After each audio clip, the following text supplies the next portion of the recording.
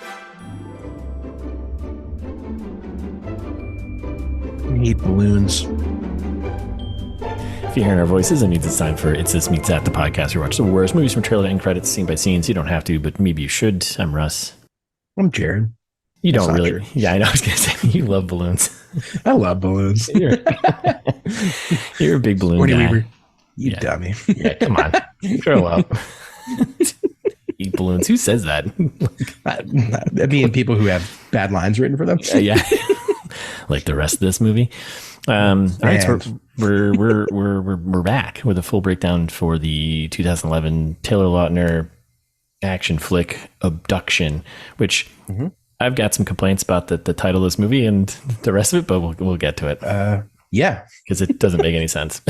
I mean, I think it makes sense for like too much almost. Like he gets this abduction like 5 times. Yeah. Oh, yeah. I guess, but it's not like yeah. He was a missing child. He wasn't abducted. Like, right? I mean, kind right. So it's stupid. I guess all missing children are abducted at some point, but that's right. It's deeper. All right, you want to remind us what this movie is about? Yep, I do. Okay. You don't have to. If you don't want to. No. I will, because this log line's still funny. So, a young man sets out to uncover the truth about his life after finding his baby photo on a missing persons website. Hilarious. Still funny. It's a comedy, right? Yep. And misleading from the trailer, how it happens, but yeah, a little bit. We'll get there. Speaking of trailer, our expectations or prognostications? Man, I don't know. I think we did okay, but yeah, I stand by mine that this is a setup for what was the name of the movie that I said it was a setup for? God damn it. Yeah, I can't remember it. But I think it was that. Listeners, let us know. Let us know. You remember what I said? Yeah, no one remembers what you said. Yeah, and I haven't edited that episode yet, so I don't know what you said. Yeah, perfect. It's the perfect crime. Perfect crime. Yeah, I think I went on like a Teen Wolf kind of thing here. Which, that's right. Yeah, not kind of a little less. He doesn't quite turn into a teen wolf. He turns into a teen, but not a wolf. So he starts as a teen, and I guess he remains a teen. So he's just teen. So, but looking back, whatever we came up with, still better than this movie. So, oh yeah, for sure, by like a mile. So yeah, it was just boring, even though it's packed with action. It's one of those, listeners, where it's like every scene there's like too much happening, but also nothing is happening. All at the same time. Okay, so you want some quick info on this thing? Please. Okay. It's directed by John Singleton, R.I.P., 2019.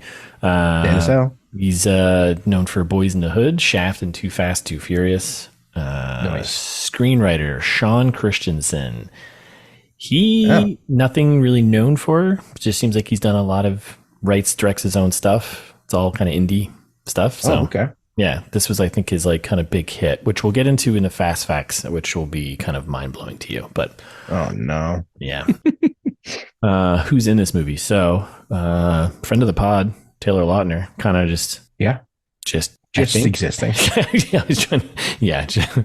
Just existing. Now, to be fair, yes, because as soon as this movie started, I looked at Thais and I had said, in all of his movies, why has no one given him acting lessons? Like you would think. Yeah. With the amount of money that is spent on his career at this point. And she reminded me that this is one of his earlier movies. So that's reasonable. That's like reasonable. His like first, I think, starring role, actually. And otherwise, like it's like he was in like Cheaper by the Dozen too, or like movies where he's got like mostly just little parts. So. And I mean, he was also in that big movie Home Team that we did. Remember that? Wow. Yeah, but that was like 2 years ago. No, I know what I'm saying. Yeah, I mean, yes. Let's see. So his first movie, he was in a bunch of TV, like TV Kid, right? Acting, right? Blah, blah, blah, blah, blah. But his first major movie was Twilight. Shark Boy and Lava Girl. No, Shark Boy and Lava Girl counts. He was Shark Boy, the titular Shark Boy. Yes. Okay. Yep. But like that is not a real movie. It's a kid's movie. Cheaper by the dozen too, but he's a kid. Like he's a kid in these movies. So like you're a kid. I don't know. So Twilight was really his first like adult acting role. Yep, exactly. And then this one came out, I think, right around like the third Twilight movie, right? Yeah. So Twilight was 2008. Twilight Saga New Moon was 2009. Valentine's Day. Wow, how many movies have we done with Taylor? This is like our third or fourth movie. 2 or 3. Yeah, actually, it's our fifth one because we include both the Twilight movies, Valentine's Day, and Home Team. This will be our fifth movie of Lautner. Yeah, best friend of the pod, Taylor Lautner. Yeah, and amazing. Stop thinking. Amazing. This will be fun when we get to the pitch. That's right. A little short for you. So, but he had enough, I think, going into this. He should be better by then. Yeah, someone should have given him a little bit of help. I don't blame Taylor Lautner because he's a kid. He's a kid. He's a child. He doesn't know anything. And as we all know, kids are stupid. So that's right. All right. So he plays Nathan. Lily Collins plays Karen. I had almost forgot who the pod. Lily Collins. Don't know. I don't think so. I just wanted she was in something that we did recently. She was in Mank. She was in Mank, that movie we did. We didn't do that one. No, that's a good movie.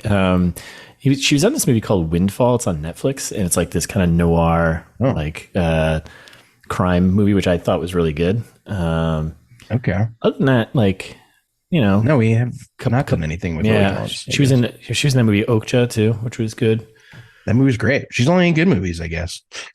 Other than this one. Yeah. The Blind Side, pretty not bad. Yeah. So, but again, this was like one of her, she was in 90210 TV series in 2009, Tarzan in 1999. She did the baby ape voice. That's awesome. Cute. So. Okay. So this is one of the only bad movies that she's in. Yes. Yeah. She crushes it for the most part, or she's at least attached to good movies. So great work. We got Alfred Molina, Doc Ock, Species 1. Oh boy. A bunch of other movies. He plays CIA agent Frank Burton. We got Michael Nyqvist, Swedish, not. Yeah, we'll never learn. Kozlo. He plays Kozlov, right? Kozlo, yeah. Our main bad guy. We got Sigourney Weaver, plays Dr. Bennett / Jerry. We got Maria Bello, who plays Mara / Nathan's adoptive mother, right? Spoilies. I guess, yeah, a little bit. All right. Jason Isaacs, he plays Kevin, dad. Denzel Whitaker plays Gilly, his best friend there, tech guy. Yeah. Dermot Mulroney plays Martin Price, his spoilers. Okay, I was wondering who that was. Yeah. And we got Derek Burnell, who plays the hot dog vendor. Nice. Yeah. Not bad. Yeah, did a good job there. You want some numbers? Yeah, numbers. I don't know why I'm asking. I'm just going to tell you. Yeah, this is the segment that we do anyway. Like, what are you talking about? This isn't one that's on the chopping block. I can't wait. You ready for this? So this movie made worldwide. This movie made $86,648,359 USD. It's pretty good. That's like 27,000 fanatics. Wait till you hear the rest of this. So domestic, it did 28 million. International did 58.5 million. Ballpark video did another 10.5 million. All in the budget. All in the budget of 35 million. So this movie actually made super money. Profitable. Yeah. Great the old rule of thumb is for, you want to double your production budget, right? Because that includes everything else. So even at 70 million, this movie still made 16 million. Rough, which is why Taylor Lautner keeps getting work. So boy, Rotten Tomatoes 5% critical, 42% audience. Okay, so I mean that's a generous 5%. I think. Yeah, definitely. Fast facts. Who would you want? I don't know. What am I going to ask you? Do you want me to ask you again? Fact me, daddy. Yeah, there we go. I have to ask you because then you can say your lines. If I don't, then. Yeah, listeners, do you like when I say "fact me, daddy"? Give me some feedback. And it makes me uncomfortable, so I don't know. Yeah, I'm assuming you like it because we all like when Russ is uncomfortable. God damn it! These are actually some pretty good facts. There's a couple duds in here, but this is pretty good fast facts. So that PNC Park in Pittsburgh where the Pirates play. That's the final big like set piece moment, right? Action scene. So there's a chase scene at PNC Park, was filmed on August 22nd, 2010 during an actual game because it's the Pirates and no one gives a shit. That's fair. In case you're wondering, the Pirates beat the Mets 2-1. So John Singleton wanted to film they beat the Mets. What an accomplishment. No, back in 2010. Yeah, that was oh boy. John Singleton wanted to film a chase scene there, which was not originally in the script. So they just made this up? Yeah, I guess they just made this up. And they did. So he did like a small crew went there, shot this scene. And Taylor Lautner, which we knew this from Valentine's Day, he does his own stunts because he was doing the flips and stuff. Like I think he's actually doing those. Right. Yeah, he's in good shape. Like I think because this is after the second or third Twilight movie at this point. That's when he like gained the 30 pounds of muscle to to be able to like, take his shirt off in every movie he's in. So keep his job. Right. Yeah, keep his job. Oh my god. Yeah, he did his own stunts in there. So I know we said this in the trailer trash. I was like, we called out like I think he's doing his own stunts in some of these scenes. Like obviously sliding down the glassing. I don't think that was him, but I don't know. Like, I don't know. It might have been. Could be. So neat. This was the final film that Singleton directed before his death on April 29th, 2019 at the age of 51. Yikes. So young. He was young, but also what a terrible way to go out as your last movie. I know, right? But you had 8 years there. You could have done something else. Oh man. Not to besmirch John Singleton. Not one bit, but oh man. 2019. Yikes. What a shame. Sean Christensen said that the story for the film, the screenwriter said the story for the film was taken from a single idea of a teenager who sees a photo of himself on a missing person's website. He completed the first draft in 2 months. It shows. No thought, but it is. Yeah, maybe you should have spent a couple more months on it. But, it's not going to matter. The next fast fact, it's going to blow your mind. Taylor Lautner and Lily Collins met on the set and dated for a little while. Whoa. Yeah. Weird. Lily Collins is actually 3 years older than Taylor Lautner, too. So nice. Yeah. In the hospital, when Nathan dials 911, he gives his address as 2009 Clearwater Drive. Clearwater is the name of a family in the Twilight Saga movies, which also starred Taylor Lautner. Yeah. Mind blown, right? Crazy. This film is considered to be a remake of Little Nikita from 1988, River Phoenix flick about Russian family, FBI. Yeah. What? So wait. Yeah, I know. Can't be also like something that some guy came up with in 2 months and also a remake of a movie, right? Right. Agreed. That's why I left this one here because I was like, these are conflicting. So interesting. Considered to be a remake of Little Nikita. I feel like that someone just went in here and was like, I've seen Little Nikita. I've seen this movie. It's basically the same. Basically the same. Or Sean Christensen's full of shit and he's like, oh, I saw Little Nikita and, Oh, maybe. Let me throw in the missing kid thing. You got intel? Send us some intel. Send us some intel. So, yeah. Let's see. What do we got next here? So here's the fun one. The screenplay for this film is featured on the 2010 Blacklist, the list of most liked unmade scripts of the year. What? Yeah. Yeah, Blacklist. You know about that? No, but how is this a most liked script? Yeah, exactly. So then, wait for it. Lionsgate Films bought the spec script in February of 2010. They won a bidding war for the screenplay, acquiring it for $1 million. Idiots. Well, it made 17 million, so I don't know if they're that stupid. No, you're right. I mean, Lionsgate just going full, because Lionsgate also did Twilight, right?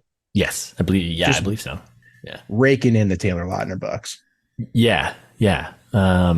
Incredible. But yeah, $1 million. Can you imagine that? $1 million. Someone just paying $1 million for a script like this, which is just a remake of a movie. Nope, can't imagine it. Someday, buddy. That's how we're gonna end this all. Mm-hmm. That's right. So this is we kind of brought this up in the beginning here. The titles of this is IMDb. So the title is a bit confusing as Taylor Lautner's character as a child wasn't actually abducted. The Russian underground assassins just placed a photo of him on a bogus missing children's website as a phishing attempt to try and get someone to locate him. But in actuality, he was placed into CIA foster care. Right. So not really abducted. So I mean, he kind of abducts Lily Collins. And like they both get kind of abducted by Sigourney Weaver. There's like, I feel like there's like 8 abductions in this movie. Yeah, so Lily Collins gets abducted by the guy in the train. Yeah. Yeah, and then at the end he kind of almost gets abducted by the CIA again. So yeah, okay. And at the end, he successfully abducts Lily Collins. It's true, he does. And yeah, the foreseeable future. Well, yeah, 2011. They continued to date afterwards. Right. And the last one's a little director cameo. John Singleton can be seen on board the train wearing a tan shirt, sitting on a booth where Karen goes to get food for her and Nathan. He's also seen again where Nathan enters the same room. So I wish I had noticed. Yeah. Me too. I also have some questions about the whole train sequences and stuff that was going on with that. Like getting on the train and the train cafeteria. I was like, Is that a thing? Is that like a thing? I've never seen that. Not like that. I mean, there's a cafe cars, but there's not like go get your own pre-cooked food thing like that. It was like going to like a mall cafe, or not like a mall cafeteria, like a school cafeteria. You're picking out like all the stuff on like. Yeah. No, you're right. So it was questionable. Yeah, I don't know. I don't know what trains are like in 2011. Amtrak, baby. Right? Best way to travel. That's right. Best way to travel. Okay. Do you want a Hollywood pitch me, motherfucker?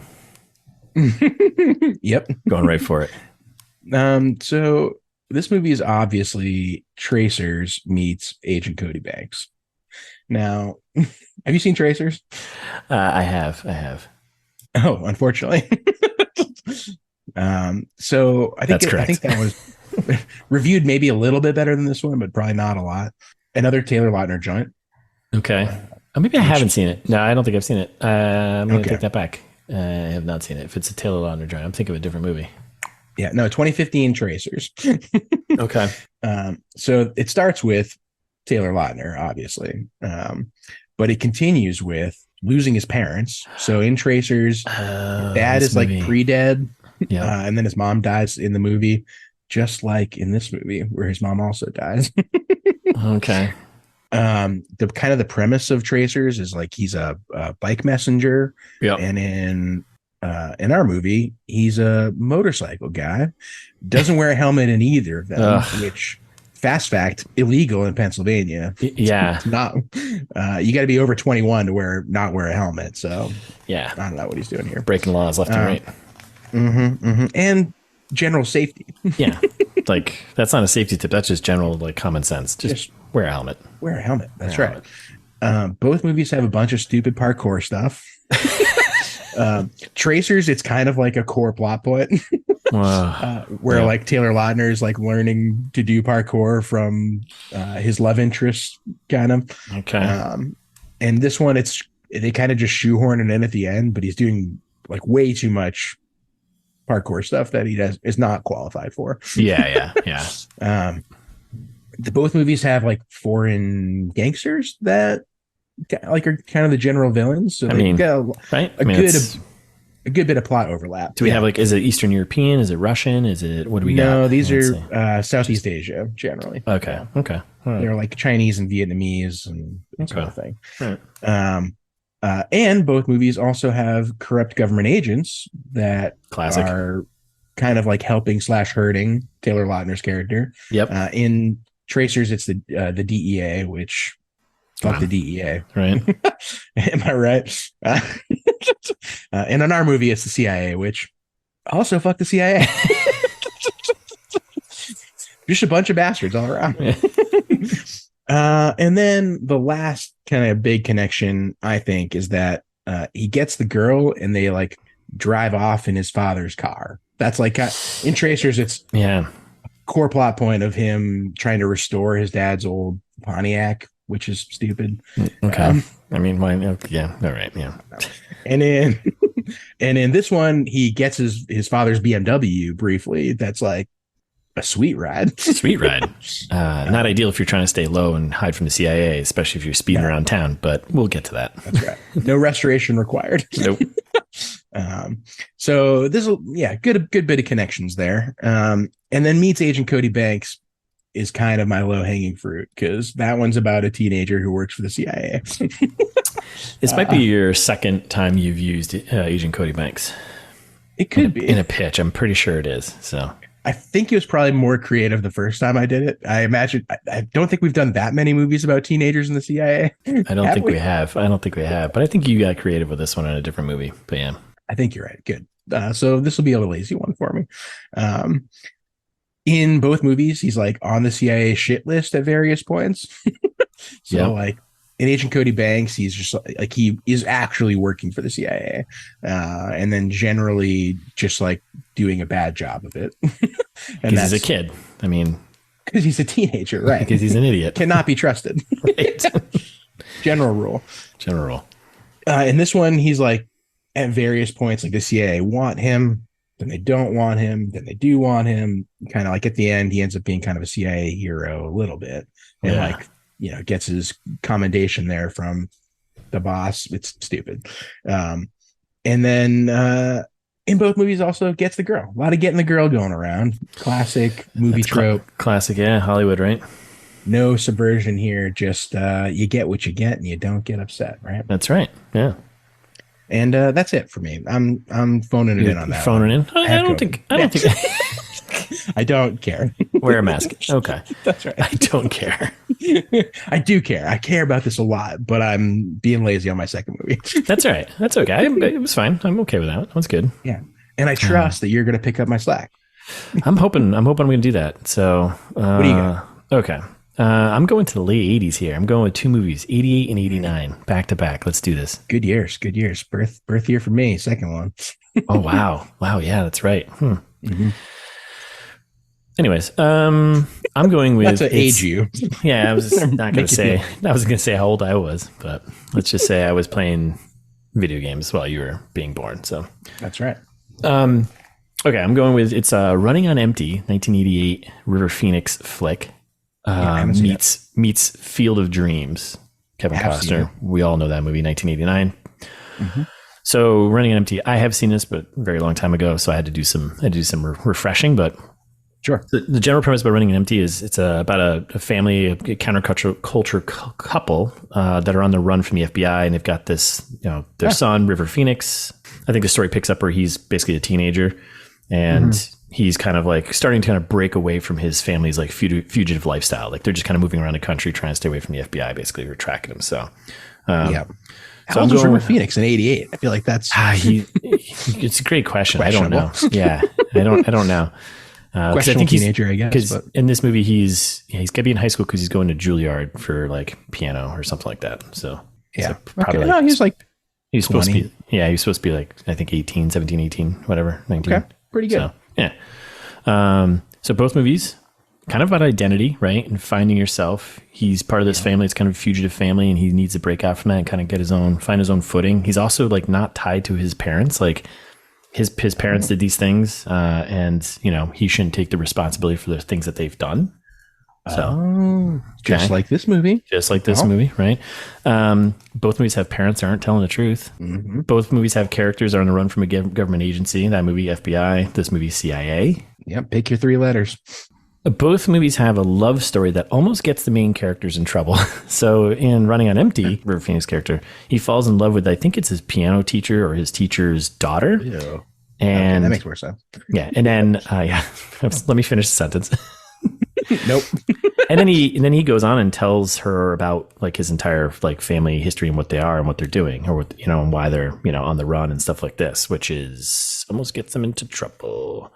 Okay. And in this movie, kind of the same thing. He falls for the girl next door and invites her over to come to the house, pulls her into this whole thing. And then midway through the movie, Sigourney Weaver's like, ditch the girl, man. You can only survive alone. So it does ruin her life. Does ruin her life, basically. Both movies have leads that are really talented at something. In Running Empty, he's going to Juilliard to play the piano. In this movie, pretty nasty at wrestling. Yeah. Pretty super talented at wrestling, right? So did pin that guy in like 1 second. Yeah, it was like, okay. Let's see what else I got. I got one more here. Both movies, you have parents that realize they need to let their sons go and grow up and find their own way. You got to let go, do your thing, and allow them to grow up. So it's kind of like a big premise in both the movies. So yeah. So that's Running on Empty. Whew. Not bad. now meets Field of Dreams. This is going to be a little bit shorter, but I'm going for the low-hanging fruit here. Both movies center around a baseball game in the Midwest. Okay, sure. Yep. Sure. Okay. Don't worry, I get deeper here. Yeah. Both movies have moments where a voice speaks to the main character in a way. Like, right? So in Field of Dreams, obviously, if you build it, he will come. And in this movie, I think there's like multiple times where he's hearing his dead father's, like he's replaying his dead father's voice in his head. And we have flashbacks and he's like, get up. What are you going to do now? Be stronger. Which, by the way, there's a very abusive father, like... Oh, he's a monster. Yeah. Like storyline. Like, why is this like this?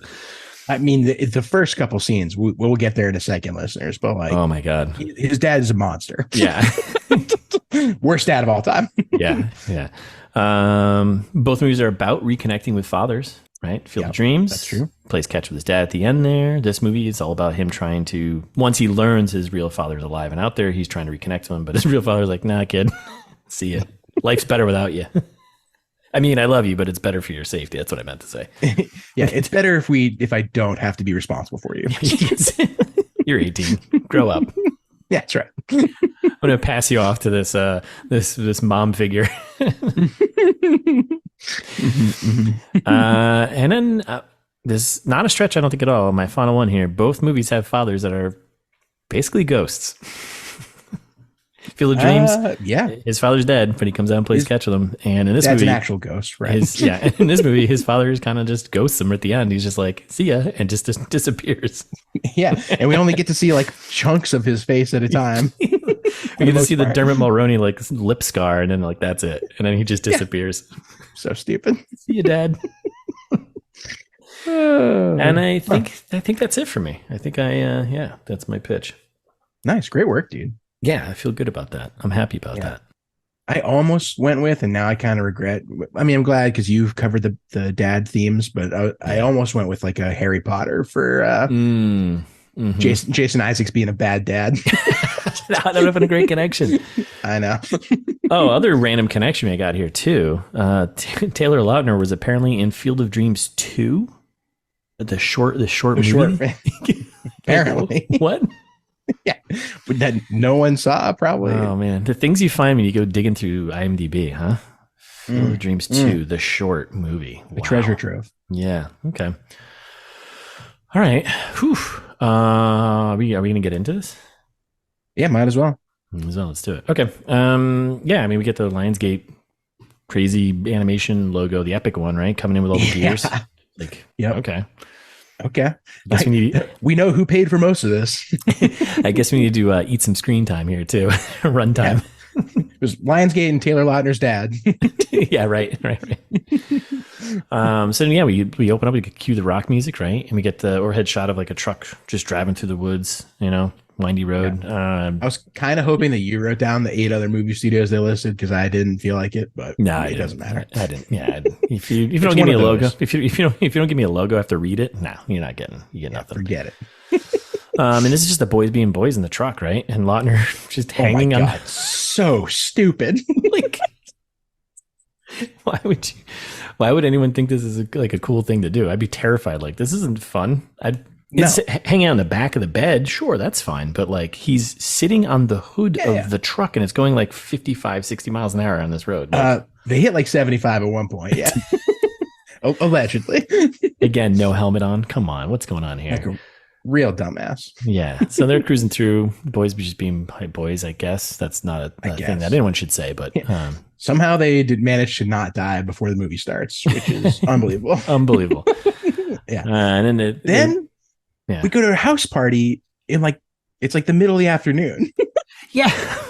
Like, what? It started in the middle of the afternoon.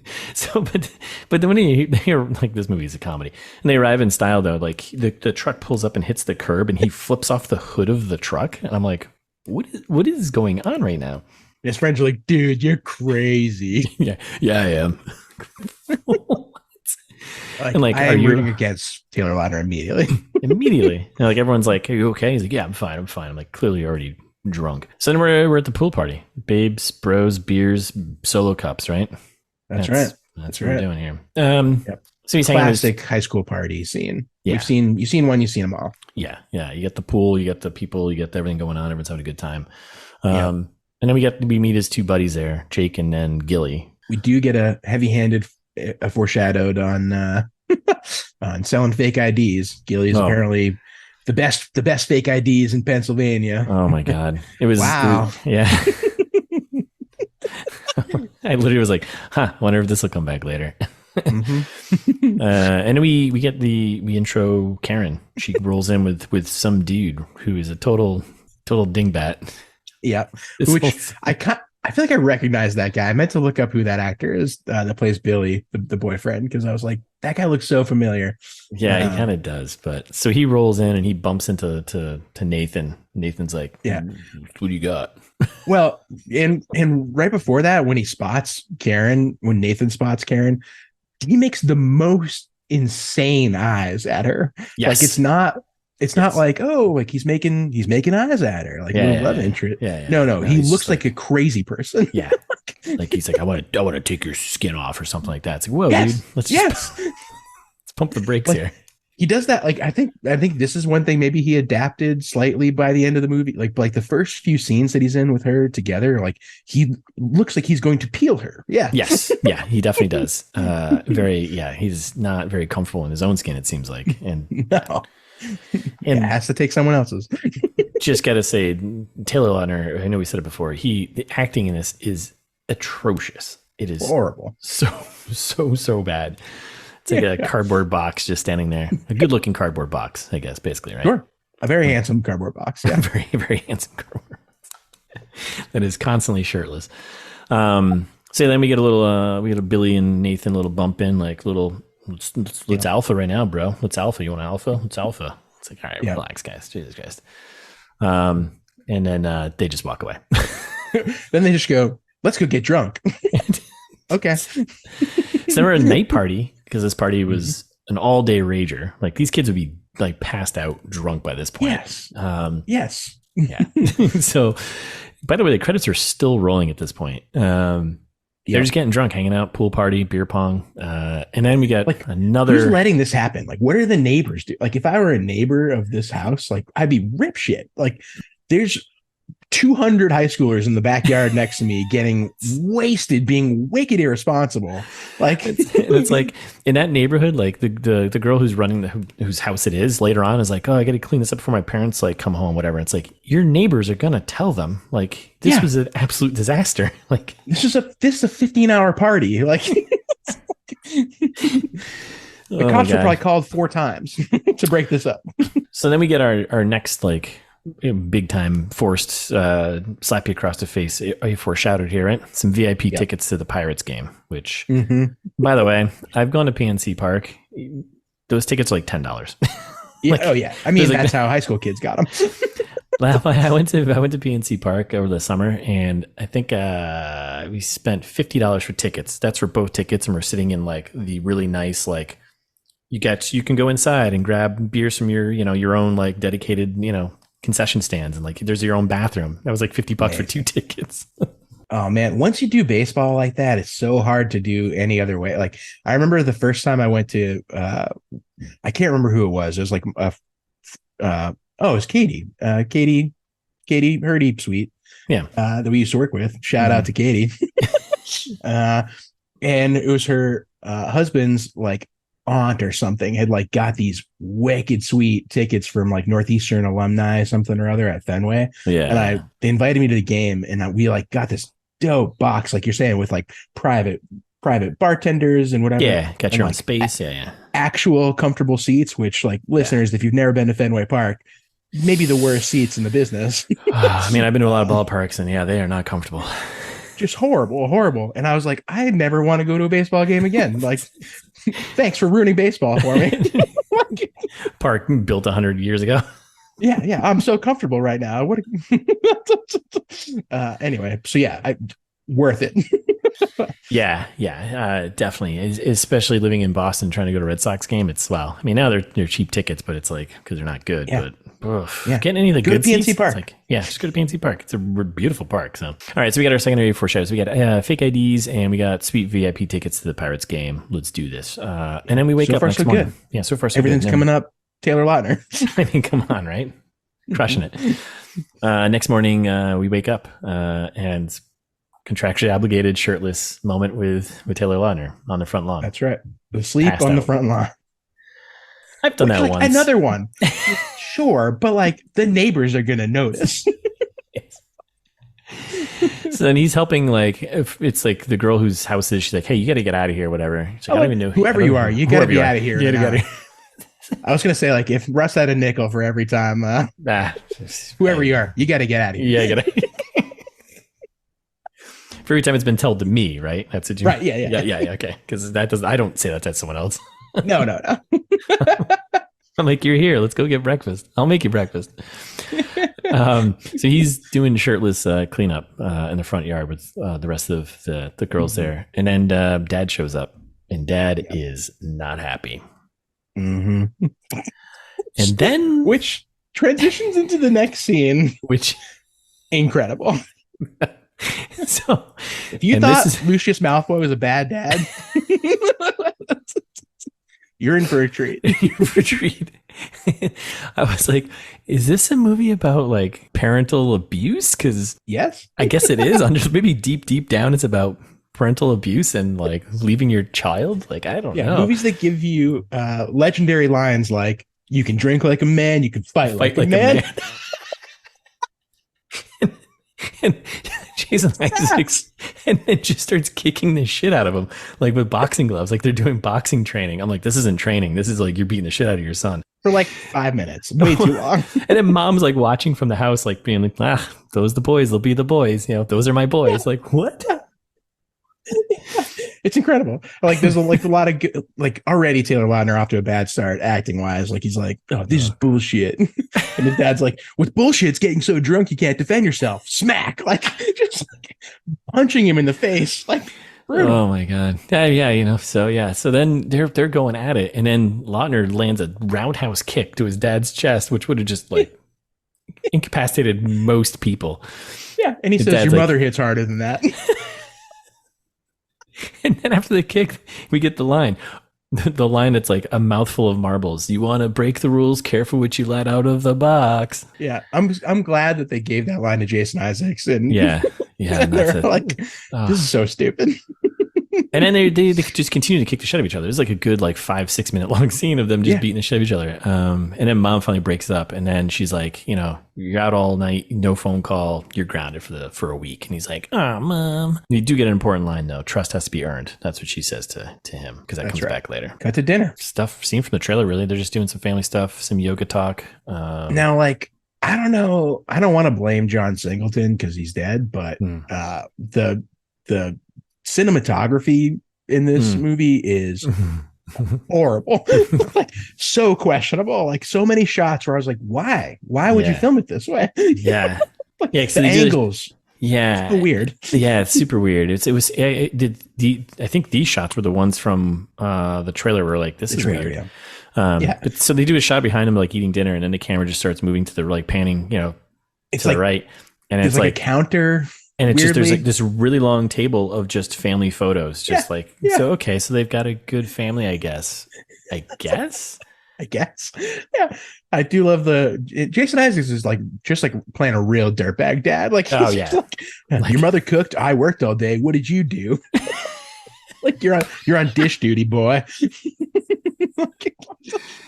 Oh my god. And then so he's doing the dishes, and then whenever they're wrapping up and Mom and Dad are dancing in the backyard, right? And then which like Nathan, the character Nathan here is like, he's just like watching his parents like making out, and he's like, my parents. And his dad and foreshadowed for later, actually, like the dad grabs Mom's ass, and like that same shot they do later on when Lautner grabs Lily Collins' ass and like in the train when they're making out. I was like, really? Terrible. Really?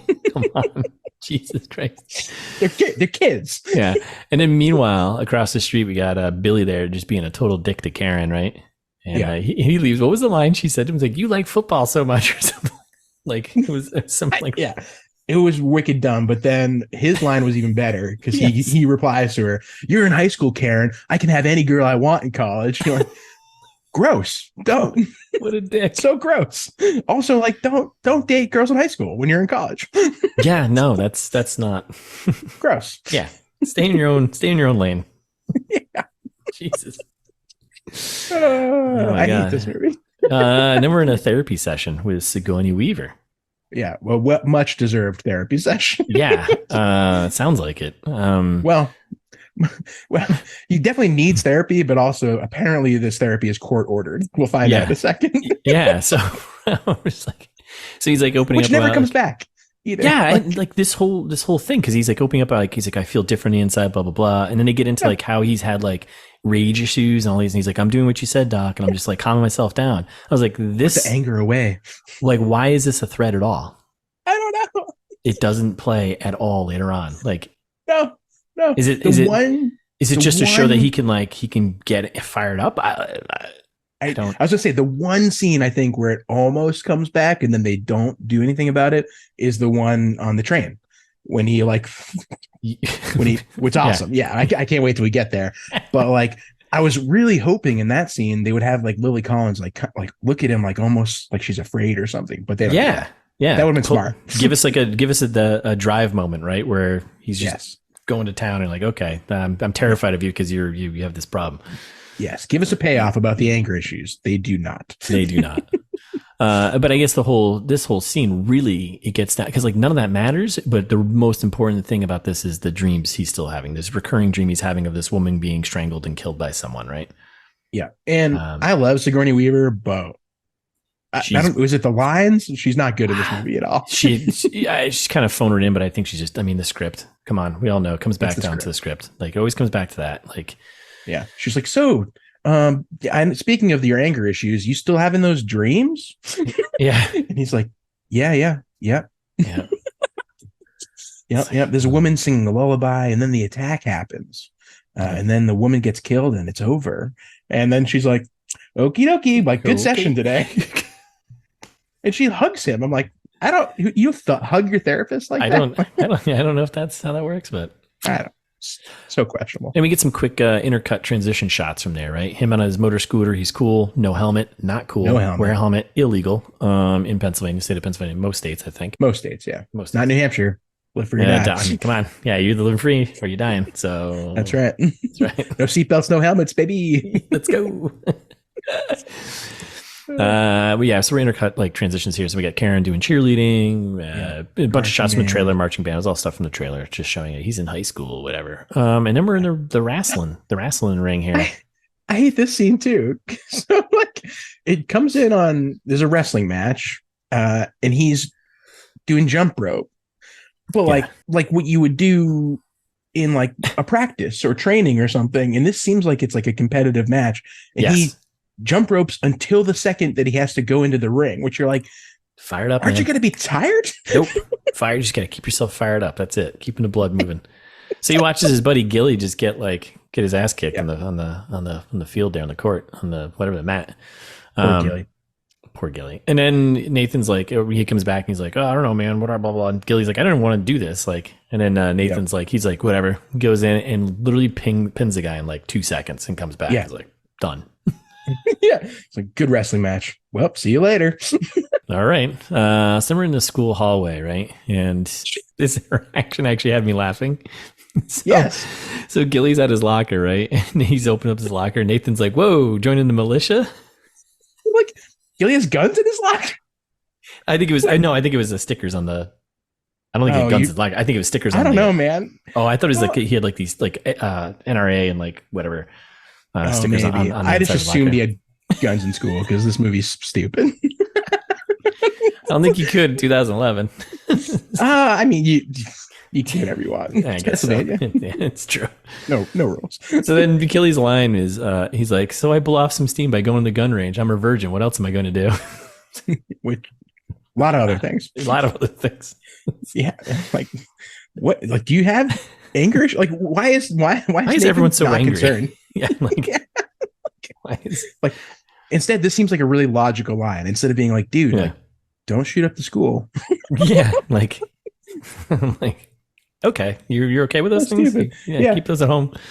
And then Gilly like bullies him for not talking to Karen. Yeah, pretty much. He's like, here we go again. You guys exchange looks and nothing ever happens. And he's like, will they, won't they? And then Nathan goes to attempts, and it's all the shot from the trailer, him just being like, oh, hey, Karen. And she's just like, whatever. Doesn't acknowledge him. Yeah. And then we're in class here, right? Yeah, which like this class is ridiculous too. I'm not gonna lie. At first, when I was looking down, like writing down a note, and I heard this guy's voice, and I was like, and I looked at him briefly, and like I saw his body shape, and I was like, is this Steven Seagal? Like he sounds like kind of look like Steven Seagal. He sounds like, is this Steven Seagal's like younger brother or something? Like what is happening right now? Yeah, enemy of the pod, Steven Seagal. Big time enemy of the pod. And basically this whole scene is just to set up like a pairing of partners. So this is how Nathan and Karen get paired up for a school assignment. And that's it. Yeah, which they're writing a 10-page paper in sociology. I'm like, what high school has sociology? Yeah. Like, what's it like? I'm so confused. I have so many questions. So after the class aside, like they get paired, right? And they smile. Then we do a quick cut to crumbling. Yeah, so we do like kind of a quick cut to Karen in her room, right? And there's this is so funny. It's like soft, gentle music playing as she tears down like a medium-sized like poster printout of her and Billy's like faces. When you say medium size, you mean like it's like a 3 foot by like it's a big poster. Yeah, I thought it was like maybe 12 by 24. That's what it looked like to me because she held it up. But I mean, that's still pretty. I mean, it's too big. It's too big. Don't have a poster of you and your boyfriend in your room. Yeah, it's always just going to lead to bad things. And she like rips it down the middle perfectly, so his face is like out of the picture, literally. And then we cut to Nathan's room. It's like we got the edgy rock music playing. He's playing video games, and like, yeah, okay, yep, all right. And then Karen just shows up, and he's like kind of quickly throwing up, cleaning up his room real fast. He's like, changes his shirt because we got to see him shirtless again. He's nervous, but he's trying to play it cool. He's like posing, trying to do his thing, right? Yeah. And I love Karen walks in and she's like, I'm not doing all the work. You're like, oh, okay. Coming in hot. Yeah. And then she's like, and you still like games? Yep. And then there's like this awkward moment with mom where mom shows up and she's like, okay, door open or closed? And he's like, closed. And immediately I'm like, I feel Karen gives this look of so uncomfortable. Like terrified. He's giving her like the peeling your skin look again. Yeah. It's really fucked up. Yeah. I was like, she seems really uncomfortable with that. Like, just say, no, keep it open. Like I love right before that too. He's like, do you remember the last time you were here? No. Yeah, there was bunk beds. Yeah, bunk beds. Yeah. Like, what is this? You know what this is? This is a middle-aged dude writing high school dialogue. That's what this is. Yes. Yep, yeah, you're exactly right. That's what this is. Or writing what they thought they remembered high school was like. Yeah. So they just get into it. Yeah. Like, it just let's do our project on missing kids. What does this have to do with sociology? Chat works out really well, right? So they're like internet searching for like missing persons websites, and they get a little shoulder bump, right? Kind of like, oh. Again, what are they filming here? Like the angles are so weird. They're just like, all right, let's zoom in on their shoulders touching. Yeah, like why? Alrighty, we can see it from zoomed out. Yeah. And then like she calls him out for like waking up on the front lawn of that party, whatever. And she's like, I heard you were like in your underwear. He's like, oh, I have my pants on at least. I'm like, all right, let's relax here. And then we get a bunch of exposition about she knows about what she knows about him, right? Where she basically knows he can kick people in the head or something like that. I forget what it was. Well, because they talk about her boyfriend. She's like, oh, he's like boyfriend, right. Billy. She's like ex-boyfriend. Yeah. And then he's like, like, why'd you break it up when we were talking there at the party? And she's like, I know you would have kicked him in the head. And he's like, how do you know I would have kicked him in the head? And she's like, how long have I lived across the street from you? And you're like, wait, does he have a habit of kicking people in the head? Like it's those anger issues. It's those anger issues. Yes. By the way, this entire conversation is happening while they're carrying their very, very large 26-inch MacBook Pro laptops. Yeah. So because they're both super wealthy, in case we didn't mention that yet. Like the houses all these people have are this is amazing mansions. Yes. Yeah, super nice. So then we get the scene from the trailer where she finds a website about the kids, right, and generating what they look like now. And this is where it gets a little weird, if I'm going to throw it out there. They literally start doing ITMT bits. Yeah, they start doing ITMT bits on missing children. That's not. I mean, we're laughing at them doing that, but that's not funny. Like, it's messed up. Yeah, it's really messed up. Like the first one, he's like, "Oh, it's he looks like Jason Statham meets best friend of the pod, Justin Bieber." That's right. Better friend than Taylor Lautner. Way better. And I was like, Taylor Lautner's never bought us drinks. That's right. I was like, dude, these are missing kids. Like, and then they keep going, and it's like with their MacBook Pro.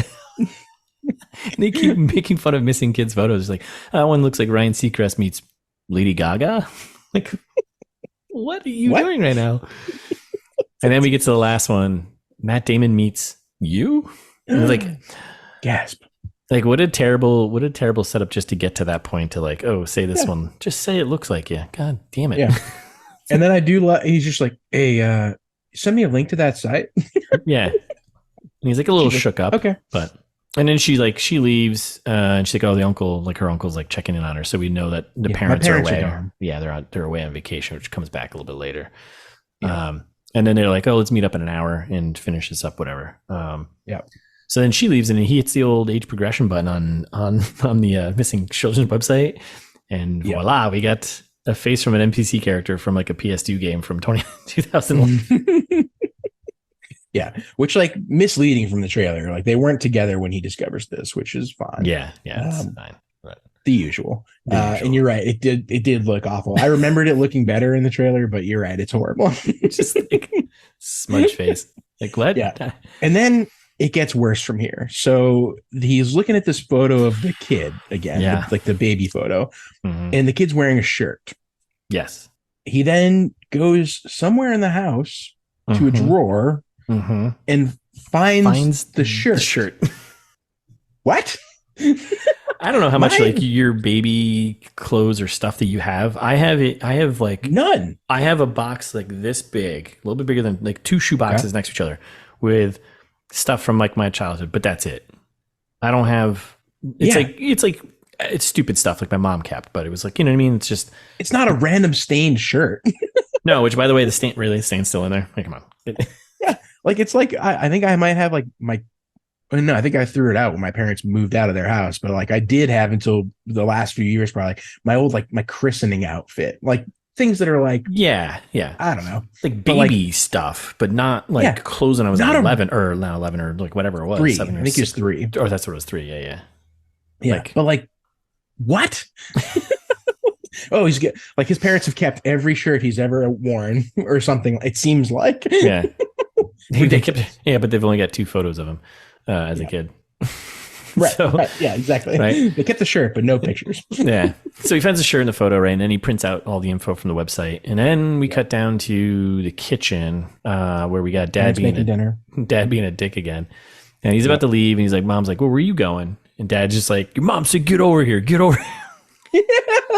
Jason Isaacs plays a great asshole. Yeah. And he's like, they're like questioning him. He's like, oh, I'm going to do a project for school. And they're like, what kind of project? He's like, oh, it's on websites. You wouldn't understand. You wouldn't understand. Yeah, it's 2011. Like, it's on websites. What? Say it's about missing kids. I don't know. Like, say it's anything else. Anything else. This scene gets worse. I love this scene. It's the worst. He's just like, all right, we'll be back in time for dinner and behave yourself. And you're still grounded. Yeah, you're still grounded. And then after he walks out, they keep going. And the dad's like, oh, Karen, she's kind of hot now. I was like, what? What? I was like, whoa. And Mom's like, when she says, she's like, it's not hot, she's cute, or she's whatever, something like she's that. She's very nice. She's very nice. Girl. He's like, oh, yeah. Sure. And I was like, God damn it. She's kind of hot now. Don't say that about the teenager across the street. But it's the worst part is like, he says that as like, oh, he's like, Karen, I remember her when she was a little girl. And then the line right after that is like, she's kind of hot now. Like that's like the worst combination of lines and dialogue and words to say ever.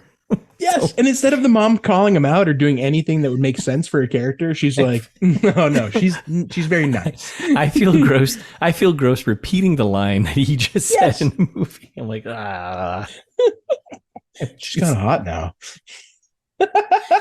It's a terrible transition line. Oh my goodness. So then we're at Karen's house, the hottie across the street, and she's like, I'm not buying it. That's not you. And he's like, we have the exact same chin. She's like, that's your. Don't we all look the same at 3 years old? No. Kids. You could say that about newborns. Maybe 3 or 4. You start shaping a face. And she's like, not buying the shirt thing is the same. But then he's like, yeah, but look at the stain on the left shoulder. And then he shows her the stain on the still. I'm like, why is it still there? What? Sure. Maybe it's a similar shirt. And you're like, maybe it's a similar shirt of this kid that already looks like him. What? So then they get on the website. It's time to do some internet chatting here. And they reach out to the missing persons website and do a little chat. And then we cut to title card, Brighton Beach, New York, right? And we got the villain's kind of tech house. We got this guy doing some clear monitoring of this website because it's all been set up. So he's doing the chat. He's like, oh, I'm Marissa or whatever. And then he's doing all like tracing the website, tracing the IP and finding where they are. And he's like, oh, where's your address? But then he hacks like their laptop cam. Yep. And then we cut. It's a sketchy dude named Marissa. Yeah. Classic catfish. Yes, I am Marissa.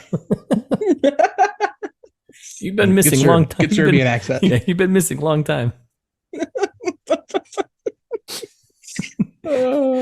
So then we get a quick cut to London, England, right? London town.